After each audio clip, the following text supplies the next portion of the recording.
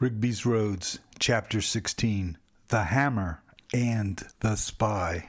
The night before the big ride, Jack drove his car to Henry's house to pick up his luggage for the trip, and, unfortunately, that's exactly what Henry was bringing. His luggage. 2 rolling suitcases, decorated in pink flowers, stuffed to the max. Jack was enraged. "You can't bring all of that. Everything must fit into one bag." Henry snapped back. "Why? You said we were throwing our stuff in the back of one of the trailers, so what difference does it make?" They argued back and forth, and Jack complained about everything but the one thing that had him seething. He could not show up at the ride to Sturgis with a pink flowered suitcase. Jack was trying to make a good impression with his new biker friends, and he didn't want to be the butt of the jokes. He tried to add some logic to the situation for Henry. "Henry, if for some reason we have to come back on our own, we need to be able to pack everything on the bike. I have an extra duffel bag.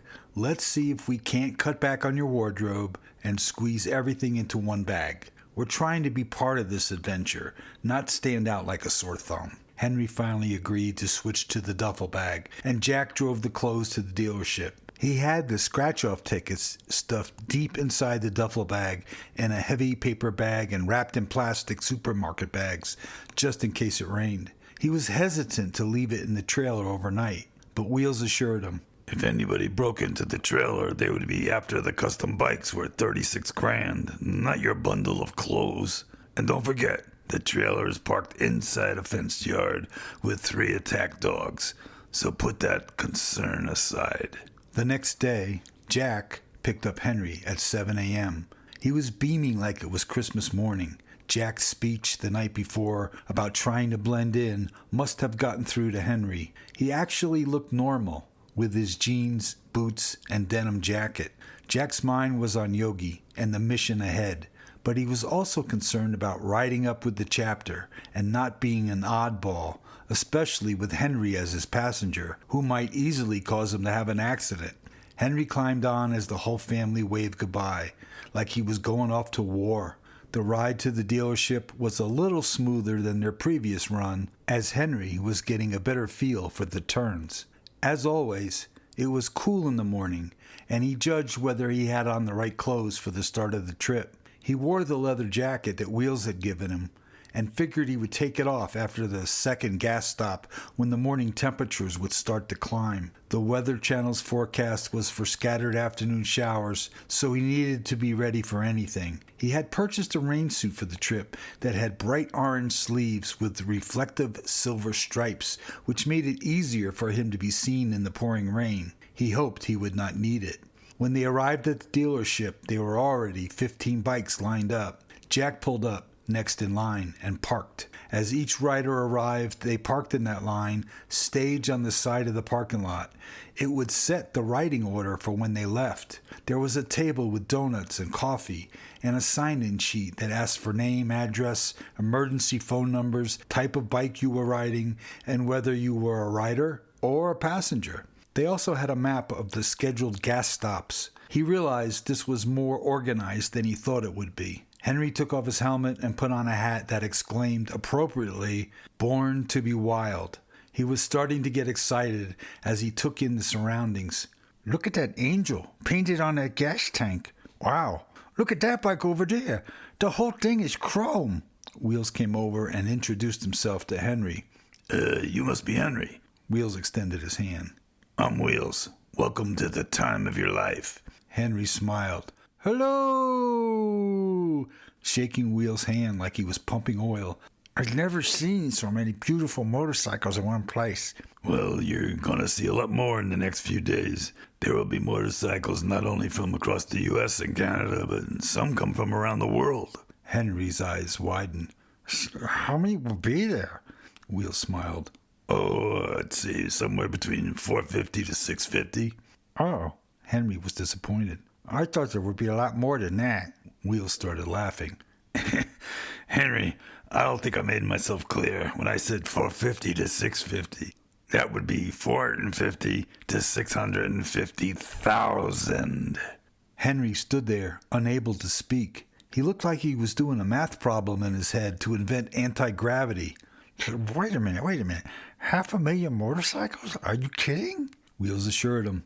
500,000 motorcycles at an average of 18 G's each. That's $9 billion worth of motorcycles. That's a billion with a B. Henry's brain went into overload.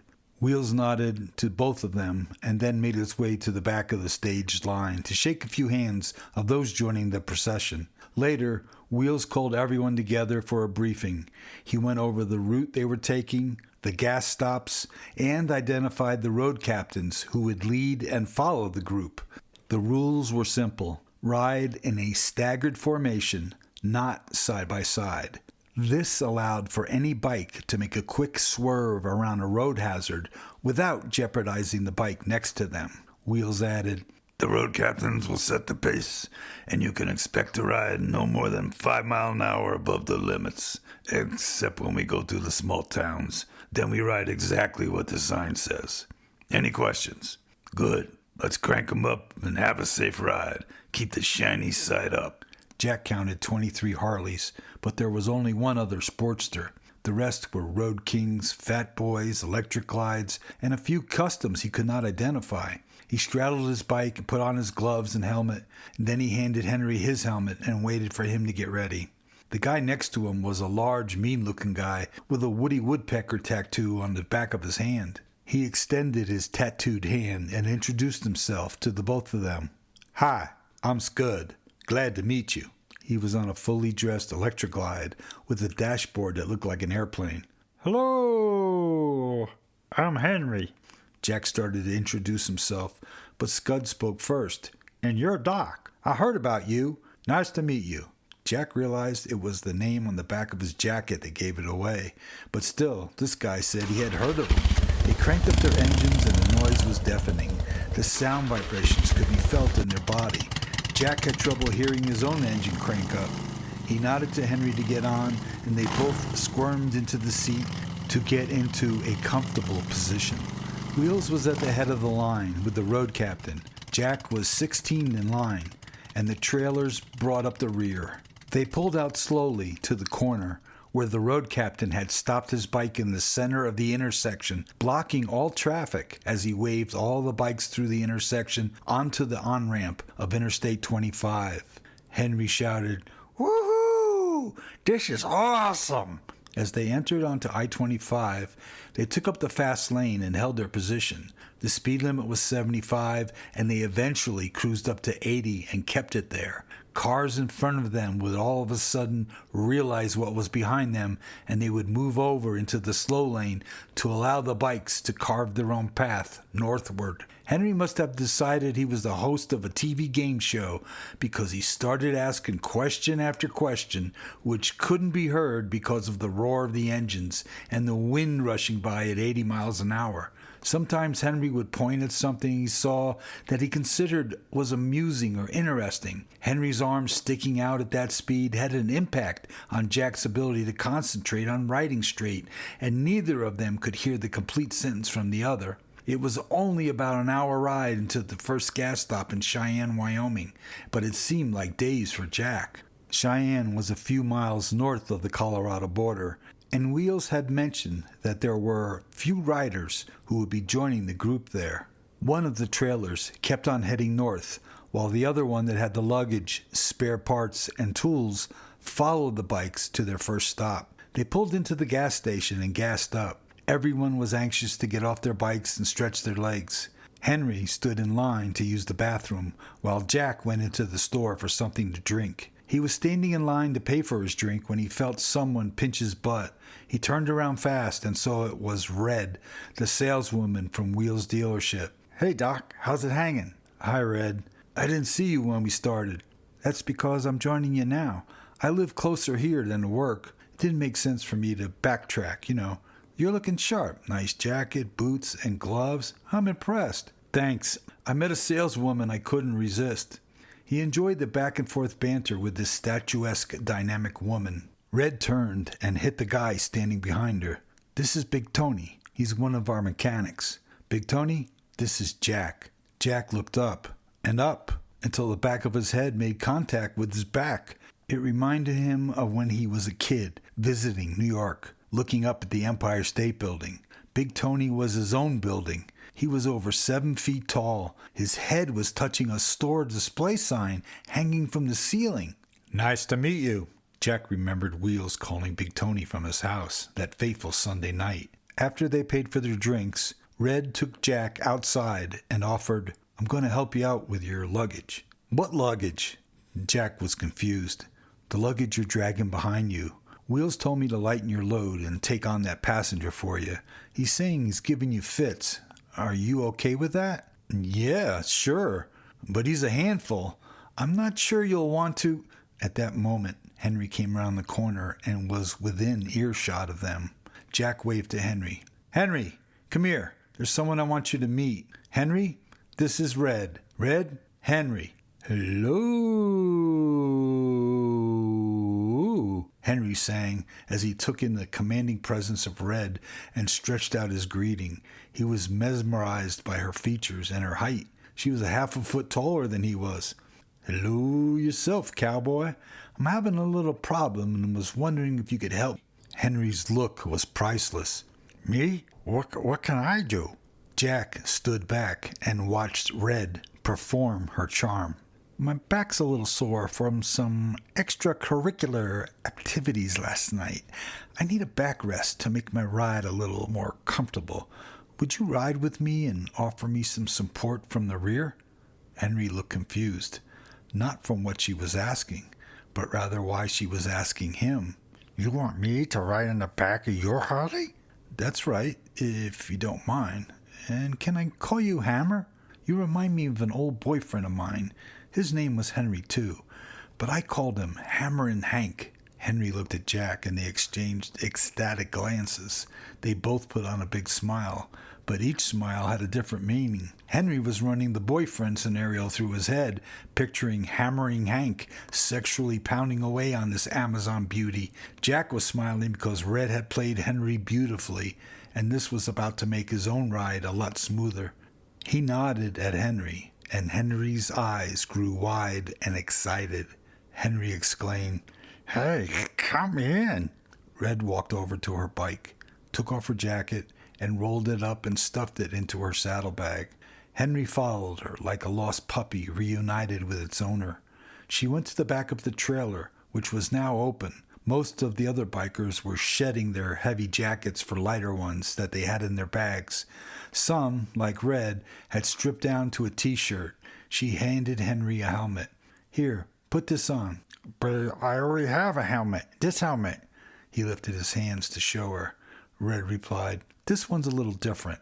It has a two-way in it so we can talk to each other." "Wow," he said as he proceeded to put Jack's helmet in his duffel bag. Jack watched nervously from a distance, knowing the lotto tickets were buried in there. He still wasn't sure how this ticket exchange for Yogi was going to take place, and he knew at some point he would have to tell Henry the truth, or make up another story to get him to participate in the switch. Jack took off his heavy jacket and added it to the duffel bag with Henry's stuff in it. Wheels put his hand in the air and made a circular motion. Crank 'em up.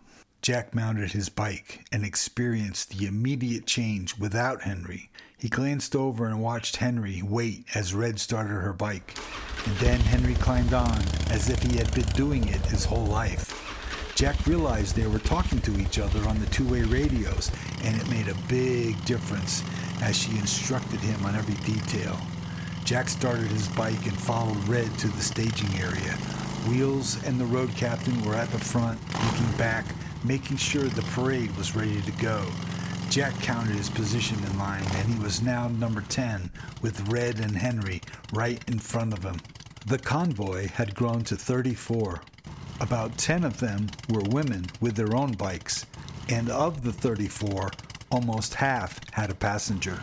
Jack looked over at Henry, who was starting to grab the sides of Red's t-shirt. He could see her shaking her head no, and she grabbed Henry's arms and pulled them around to her front. She took both his hands and placed them on top of each other under her full breasts. Henry looked at Jack with wide eyes and a smile that needed no interpretation. Henry was in heaven. When Wheels was satisfied that the group was lined up, he pulled out of the entrance, and the parade restarted again. Jack was now staggered one bike behind Red and rode in the inside of the lane. He watched the two of them riding in front of him, and he wished Bonnie was riding with him, holding him tight on this adventure. He looked at his watch and knew Bonnie was at work, listening to the CD he made for her. He smiled as he ran the words of his songs in his head and hoped she would pick up on the obvious messages he carefully chose for her. He had to keep his focus on the bikes in front of him to make sure he was keeping an equal distance from them, and he had to concentrate on keeping his bike on the inside of the lane. What a difference it made not having Henry in tow. The bike was lighter, easier to maneuver, and he had no distractions to worry about. Red had calmed Henry down into being a good passenger, and Jack could see Henry's head shaking and nodding, responding to questions that were coming from her. Her two-way radios were the lion tamer's whip and chair. Henry kept his grip on Red and never let go. The ride from Cheyenne to Orrin, Wyoming was 118 miles. The land they passed was filled with rock formations that jutted up like landscapes from another planet. It was eerie and beautiful. They pulled into a gas station in Orrin and gassed up, but this time there were already other bikes getting gas and walking off their stiffness. The weather had cooled down a little and the sky was cloudy, trying to initiate some rain. He noticed the ratio of motorcycles to cars was increasing with each 100 miles. He approached Red when she came out of the bathroom and pulled her aside from the crowd. He tilted his head towards Henry. "Everything okay?" "Oh, sure. He's a pussycat. I love him to death. He sure is making this year's ride go a lot faster for me. Did you know he once stapled his hand to a telephone pole hanging up a garage sale sign?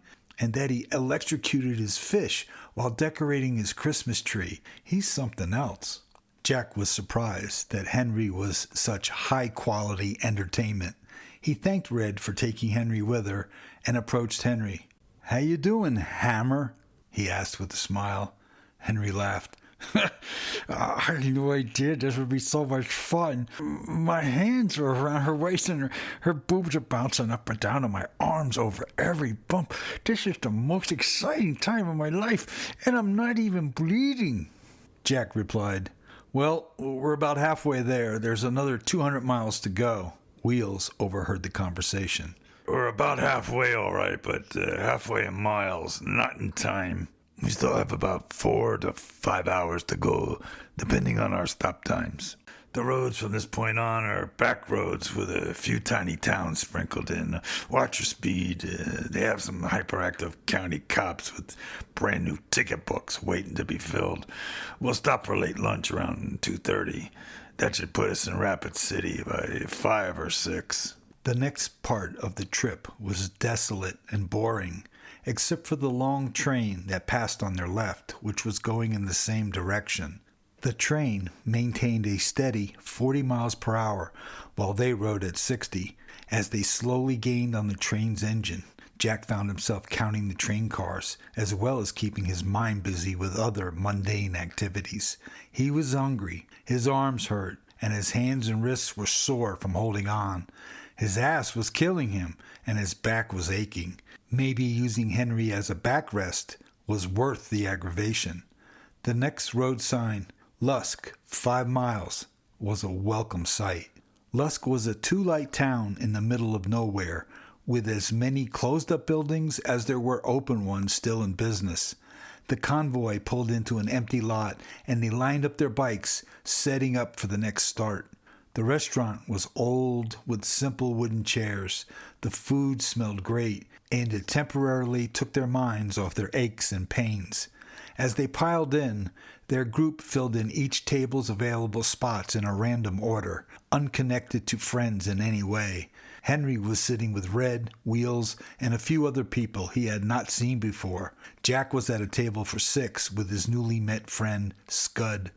The waitress was a slender-looking 25-year-old with big hips, long brown hair braided in a neat ponytail.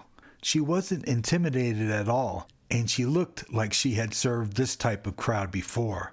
"What's good in this place?" Scud asked, eyeing her rear end, pushing out her faded jeans.